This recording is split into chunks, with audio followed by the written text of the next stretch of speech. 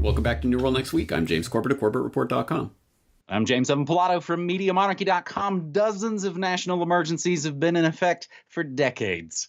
We've got that story, plus students getting paid to catch diseases for the Republic of Scientism. But first, even George Harrison didn't think of this one for the tax man, James. New Jersey wants to tax the rain. Democrat New Jersey Governor Phil Murphy poised to sign a rain tax, and that is the hashtag that's been trending all week, passed by the state legislature back on January 31st. The law allows each of the state's 565 municipalities to set up their own public stormwater utility. The new bureaucracies will build and manage sewer systems to treat pollutant-filled stormwater runoff. Under the law, the utilities can levy steep fees on properties with big parking lots, driveways, buildings, which create the most runoff because they don't absorb the rain. I think that's the logic behind this whole thing. Of course, the state will also scoop in to take 5% of all those proceeds. The idea for this new fee goes back to 2010 when constitutional lawyer and Nobel Peace Prize winner that just got millions for speaking to Boeing, Barry Soetoro's Environmental Protection Agency, ordered states whose rivers and streams flow into the Chesapeake Bay, which is basically Maryland, Virginia, that whole area back east, to drastically cut sediment pollution. This is the sort of literal swamp of the District of Criminals, or if you recall, as Lisa Simpson called it, cesspool on the Potomac, James. But as far as New Jersey goes, it's pretty amazing. So before I throw it back to you, you know, I lived in Oregon for a long, long time. My brother actually lives in New Jersey. Those two states are pretty much the only two states in America where it's illegal to pump your own gas. And actually, Oregon has actually relaxed those laws a little bit. But those two states on the opposite sides of America both kind of keep pace of just ridiculous taxation. You've heard of this story, right? No, actually, this is the first I've heard of it. So, there's so many things. I mean, first of all, James, are you okay now that you're in New Mexico? Are you pumping your own gas? Are you able to do that? I am. Wow, amazing. And no explosions yet or anything? I mean, it's amazing. I thought you needed government license to so much as touch a gas nozzle. Ridiculous. But hey, it's the nanny state in action. And it's funny that you bring up the George Harrison reference, because that was literally my first thought in seeing this story. You know, if it rains, we'll tax the street. Sidebar, best guitar solo in the Beatles catalog, and it is by Paul, not George. But what a galling story on so many levels. And I mean, there's the obvious kind of in-your-faceness of the rain tax. Just the galling nature of it. But even within the logic of the system and the nanny state system and the theft system that exists, it's still galling because, as people have pointed out, I mean, you know, there's been municipal roads for however many, going on a century now, and this has been happening all this time, but now suddenly it's, oh, hey, here's a new tax revenue stream, we'll tax this. I mean, it's the arbitrary nature of it that surely has to flick that switch in someone's mind out there that, you know, it seems like they're just making this up as they go along, and anything they can tax, they will. Oh, ping pong, that's the idea. I don't know. It just seems to me that even the most wide asleep normie must be at least a little bit, there must be something ringing in the back of their mind on this one. Well, I'll send this over to my brother in New Jersey, and we'll see what he thinks about it. James, our second story here on New World Next Week, episode 366, is actually a two-parter. Part one, next up on cures destined for the dustbin. Scientist cures HPV with non-invasive methods. Eva Ramon Gallegos, researcher from the Mexican National Polytechnic Institute, able to completely eradicate the human papillomavirus, HPV, which we've talked about here in the previous 9+ years of New World Next Week. She's cured it in 29 patients. Scientific achievement was accomplished through photodynamic therapy. I'll include a link for that, a non-invasive technique that seems to be efficient method to prevent malignant neoplasm, which is the second leading cause of death among Mexican women. Scientists from the National Biological Sciences explained that she studied the effects of photodynamic therapy for 20 years and said she treated 420 patients in Oaxaca and Veracruz with this method, as well as those 29 cured in Mexico City. Sounds like a fantastic idea. Invasive, non-invasive. but you can't patent it. And so it doesn't make a whole new profitable industry around giving deadly Gardasil shots from Merck, even giving them to teenage boys. So nope, that one's going to go to the circular file. But the other one may be destined for World Health Organization approval. Students paid to catch diseases for the Republic of Scientism. Cash-strapped university students being paid as much as £3,500, that's in fiat UK currency, to be infected with dangerous tropical diseases, including typhoid, malaria, and pneumonia. UK students among a growing number of healthy volunteers being paid to be infected with exotic bacteria and viruses for scientific research at institutes including Oxford and the Imperial College London. The UK is a world leader in the study of infectious diseases, and the experiments known as challenge trials, where human guinea pigs, mainly students, challenged with an infectious disease that have become popular as a way to progress the development of new vaccines at a fraction of the cost of all those field studies. So, James, there's those sort of two stories that juxtapose each other. But I think with the second one, people put CIA-connected microphones in their living rooms or with their families. They send their DNA off to FBI-connected family tree companies. Why not willingly let Big Pharma and their disease industry universities shoot you up? Yeah, exactly. Yes. What could it hurt? Totally. Yeah, it's a stupid idea. I don't think anyone should be doing it, but at the very least, at least this isn't some secret trial that they're secretly injecting you with some secret poison that you don't know about. Unless they are, which actually might be the case, but at least they're telling you up front, hey, we're going to give you typhoid or whatever. I mean, it could be worse. It could be the Tuskegee experiment part 2 or something. But then again, as I say, that might be happening in the back door. Who knows? As long as it's out front and in the open, I still don't think anyone should be doing it, but at least they have some kind of informed consent to it. Some kind of informed consent. You'd have to wonder what kind of consent process you get for that, though. Anyway, as for the first story, I did hear about this recently because of a video from TrueStream Media recently that I'll put in the show notes. They actually admitted there's no money in curing people, which goes into this exact problem. Oh, here's a cure, an actual cure for this HPV. No, we don't want that. We want this Gardasil shot that we can charge people exorbitant amounts of money for. So even though it's dangerous and it doesn't really work and it's just a cash cow, we're going to keep doing it because it's a cash cow. So unfortunately, that's the way Big Pharma is structured.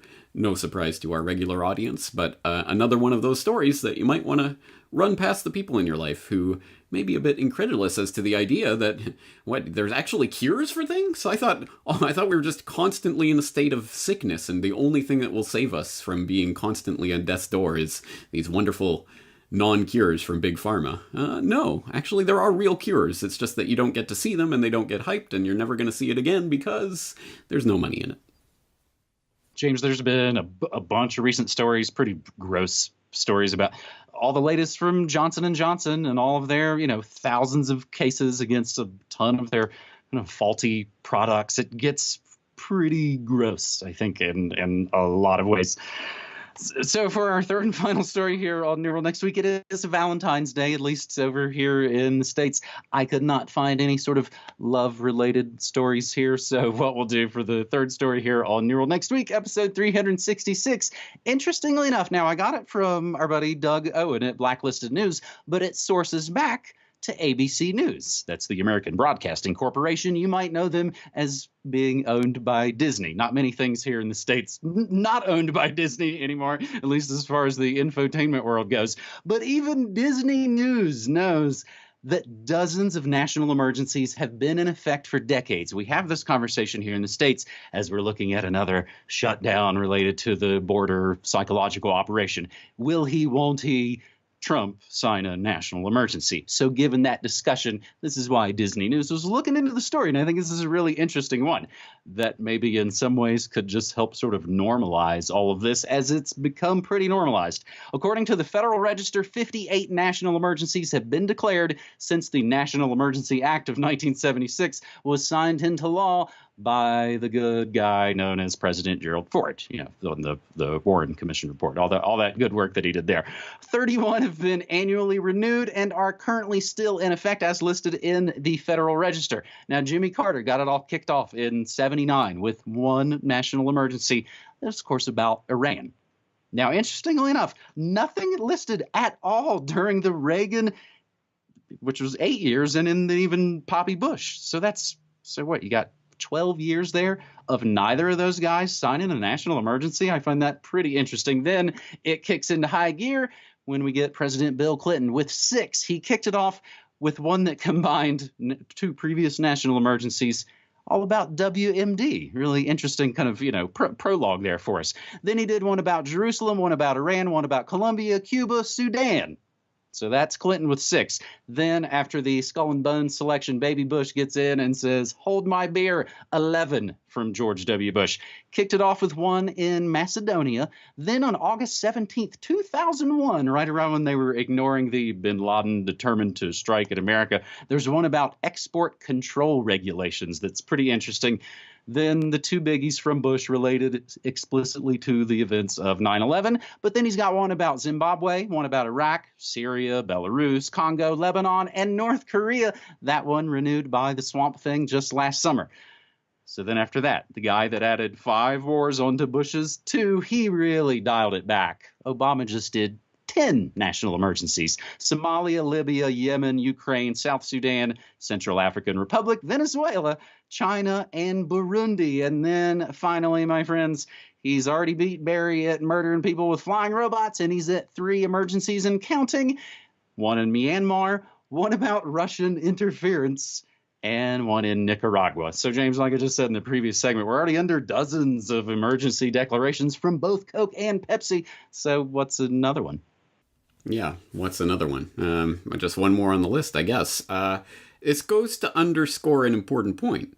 This is essentially government by national emergency. It's the national emergency state. I mean, governments require some sense of national emergency in order to further justify their rule over the people. You can't continually expand the nature and the function and the size and the scope and the budget of government unless there's a pressing concern. And if there's no war, or at least a threatening boogeyman in your face with pointing guns at you, then we got to find some way to get these budgets moving. So this is an important point about the way the U.S. government functions in this day and age. It also speaks to an incredibly important issue that I'm going to have to brush up on because it's been a while since I looked at it. But it's the idea of the continuity of government planning that we know was heavily done in the 70s and 80s as Cheney and Rumsfeld were in various parts of the administration, the White House. And then, of course, coming in 2001.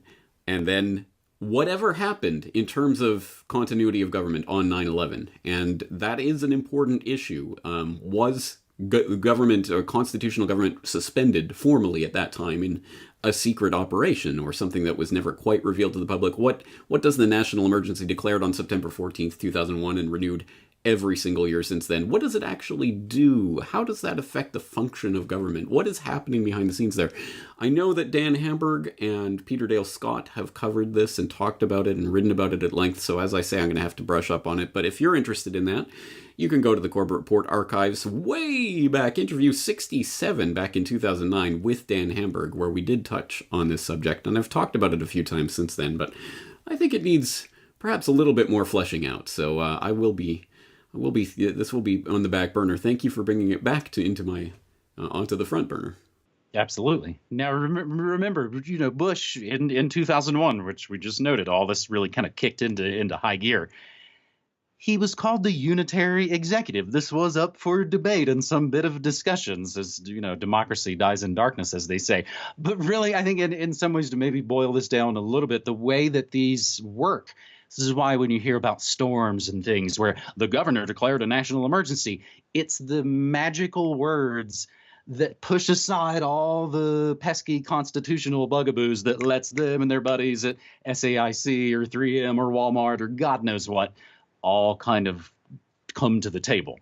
So that's an interesting question you're asking, James. Have we basically been under just a sort of charade since September 14th, 2001, and that when they decide, they'll basically go, yeah, you guys have been under martial law since September 14th. We just didn't want to say it openly because we thought you might freak out.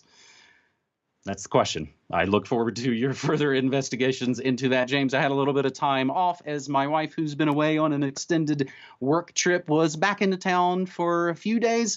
So I got to have some family time, fortunately a little bit here before Valentine's Day. But also I got to do some Media Monarchy work under the hood, as it were. I updated my subscription page. MediaMonarchy.com/join now has some of those latest places like Subscribestar and Bitbacker. James, as you said, I don't care how you support us, just as long as you support our work. Coming up on nearly 14 years of making Media Monarchy. James? And nearly 10 New World next week. So let's keep doing it again. Looking forward to next week. All right. Thanks, buddy. Take care.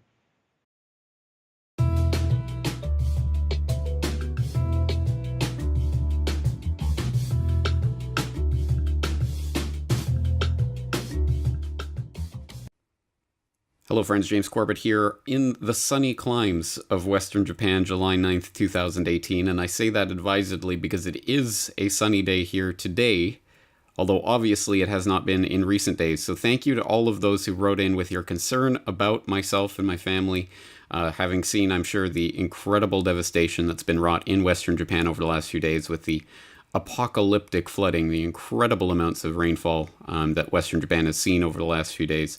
Absolutely just stunning, shocking, really. And as I'm sure you've seen, dozens dead, dozens missing, over 1 million people evacuated, just total chaos. It's been quite horrible. And thankfully, myself, my family, my friends have been spared, but many people have not. So you'll forgive me if I've been distracted over the last few days with this devastation, literally all around where we are. Just another reminder that life is precious and fleeting, so there's nothing you can do to prepare for apocalyptic flooding like this. At any rate, thank you again to all those who expressed your concern, but we are safe where we are, and thankfully it was forecast that rain was going to continue all weekend, but it did let up, I believe, late Saturday or early Sunday. At any rate, it did let up, and thankfully, the rivers are returning to a more normal level now. But it was quite incredible there for a while. All right, having said that, and having explained why I have been distracted over the last few days, I should also explain that I'm never so distracted that I'm not thinking about and keeping up with this news that I report. And this week has been no exception. And something that has stuck out to me, particularly over the last week or two, obviously this is something that's been going on for a while, but particularly in the last couple of weeks, are these stories about Chinese military preparations and Chinese military buildup. For example, China is working on a new fighter jet for aircraft carriers to replace its aging and mechanically failure-prone J-15s, which were based on a prototype of fourth-generation Russian Su-33 twin-engined air fighter craft, which obviously are capable of being launched from aircraft carriers.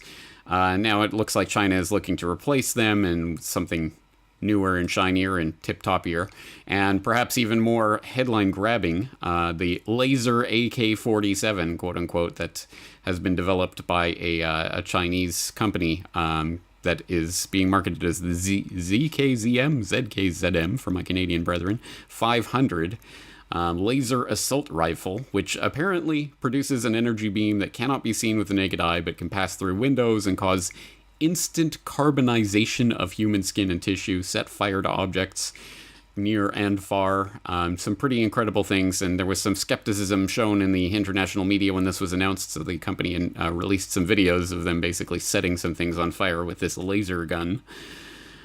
These types of things are once again hitting the news, but perhaps more worryingly is the overall trend, not these specific stories about this or that piece of whiz-bang technology, but the overall trend. And the overall trend is that Xi Jinping, who you will remember is now president for life, and if you do not remember that fact, you should go back to my editorial from March of this year, where I talked about this Xi Jinping president for life idea, where it comes from, what it actually means, and its significance. But anyway, Xi Jinping, who has really set himself up to be president for life, are ordering more and more of a stepping up of military preparation, stepping up of exercises, an overall overhaul of the Chinese military, and that's taking a number of different forms. For example, the South China Morning Post is reporting that China's army has been infiltrated by peace disease after years without a war, and this is coming from the People's Liberation Army Daily, which, as you can imagine from the headline there,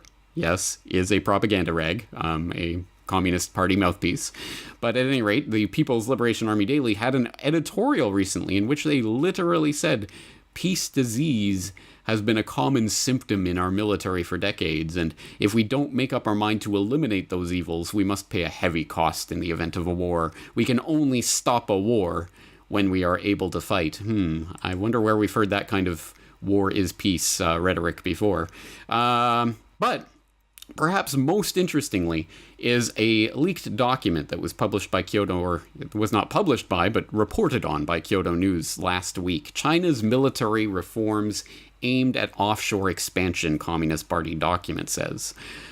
China's military reforms are aimed at expanding its military might from the traditional focus on land territories to maritime influence to protect the nation's strategic interests in a new era, according to an internal reader of China's Central Military Commission, obtained by Kyodo News. And it goes on to talk about this reform of the Chinese military, and they're basically seeking to expand their military and specifically naval capabilities. But perhaps most interestingly, later on in this document, they start talking about the need to prepare for war so that they're not, overwhelmed by it. The same idea as that peace disease that the People's Liberation Army Daily was talking about.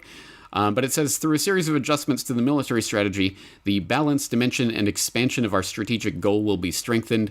It will be conducive to more effectively create a situation, manage a crisis, contain a conflict, win a war, defend the expansion of our country's strategic interests in an all-around fashion, and realize the goals set by the party and Chairman Xi. And it goes on to talk about the necessity of military reforms. It says that the US, Russia, Japan, and several other countries became strong militarily became strong countries because they have a strong military. And it says, the lessons of history teach us that strong military might is important for a country to grow from being big to being strong. A strong military is the way to avoid the Thucydides trap and escape the obsession that war is unavoidable between an emerging power and a ruling hegemony. The Thucydides trap. That's an interesting phrase, and maybe it rings a bell. I hope it does, because, of course, I did talk about it last year. And the question is, what is Thucydides trap? Well, as Graham Allison writes in the preface to his book, as a rapidly ascending China challenges America's accustomed predominance, these two nations risk falling into a deadly trap, first identified by the ancient Greek historian Thucydides. Writing about a war that devastated the two leading city-states of classical Greece 2.5 millennia ago, he explained, it was the rise of Athens and the fear this instilled in Sparta that made war inevitable. Inevitable. Which is an interesting word to be using. Yes, the Thucydides trap, and the idea that we are being led into a new Great War scenario between the established power of the United States and the rising power of China. And here it is, not crazy conspiracy theorist James Corbett talking about it, but the Chinese Central Military Commission talking about it in their documents. We have to avoid the Thucydides trap by building up the strongest military that we can, and hence, the J-15 replacements and the laser AK-47s and all the other things that China is rolling out at a steady stream right now, including greatly expanding their various exercises and drills, 45 of them in the past year, if memory serves. So they're definitely increasing their military might in conjunction with a number of things. Of course, with the buildup of the One Belt, One Road policy that I've talked about a number of times in my work, but also, interestingly, of course, all of this coming to the fore as the trade war begins in earnest between the US and China, and I've been writing quite a bit about that and how that all relates geopolitically.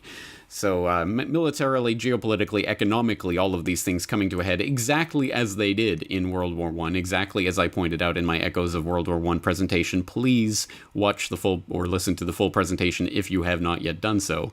I think it's important to get to the bottom of what's really going on here and where things are trending. But as always, and as I did in that presentation, and as I always do, I will encourage you to look at the bigger picture of what's going on here through works of mine like China and the New World Order, or The Great Decoupling, How the West is Engineering Its Own Downfall, where I point out that just as in the 20th century, when the Soviet Union rose as the great menace and the great power that was threatening the US hegemony, it only did so because, explicitly because, of the technology transfers and the economic aid that was supplied by the West to the Soviet Union to allow it to be the menace of the 20th century. So too, in the exact same way, all of these incredible googads and technologies that are coming out from the Chinese military now, including the drones and the new fighter jets and the laser AK-47s, are part and parcel of technology transfers that have been taking place for the last few decades now at this point between the US and the West generally and China. And this has been done explicitly, and I detail that in my work in China and the New World Order, in The Great Decoupling, in other things that I've done, talking about some of these technology transfers and what they've enabled. So this is a process that is going on right now, and it is the narrative that is being set for the 21st century, and it is a manipulated narrative, exactly as the same way that the Cold War of the 20th century was a manipulated narrative, but it's still a real reality in the real world that will affect, well, billions of people's lives ultimately if it does follow the Cold War pattern. And so we have to be aware of this and have to see these stories that are coming out in that context. So yes, we now have the Chinese Military Commission confirming the Thucydides trap. It's getting to be pretty hairy. They're talking about the unavoidable war if things do not change, or if the Chinese military doesn't build up enough military might to combat the peace disease. This is scary rhetoric because we know where this is heading, and although it may be manipulated and staged behind the scenes, the wars that will result from this are unfortunately all too real and will affect the lives and perhaps take the lives of many, many millions around the world. And that's why we have to keep our eye on exactly what is happening here and the buildup that is taking place, so that we can counter this narrative, expose it as the lie that it is, and undermine the call for war when it comes. And it is coming. It's coming. So let's keep this all in mind. James Corbett, CorbettReport.com. The real power is in taking matters into your own hand, deciding what you will do each and every day. You vote every single day with how you choose to spend your time, what you spend your money on, who you befriend and who you shun. All of that is your vote that you make every day. And those are the votes that matter.